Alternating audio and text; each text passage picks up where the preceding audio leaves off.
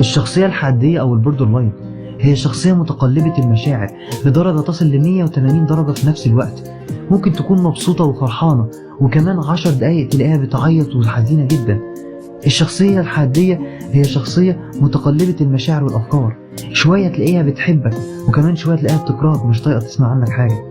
الشخصية الحادية هي شخصية بتميل لإيذاء الذات، بتحب جدا إن هي تعمل كاتنج وبتحب تأذي نفسها جسديا قبل نفسيا، علشان بتعمل ده كحيلة دفاعية إن هي بتحارب الضغط النفسي اللي جواها. الشخصية الحادية هي شخصية مش بتقدر تكون لوحدها، علشان كده دايما تلاقيها بتدخل علاقات متعددة وكل شوية تلاقيها مع حد شكل. الشخصية الحادية هي بتتكون نتيجة الوجود في بيت بيكون فيه الأب متسلط والأم ضحية. دي ببساطة كانت أعراض بسيطة جدا للشخصية الحادية، بس الموضوع أطول من كده بكتير. فلو أنت حاسس إنك بتعاني من أي عرض من دول تقدر تبعت لنا على رسائل الصفحة أو حتى إنك تزور متخصص.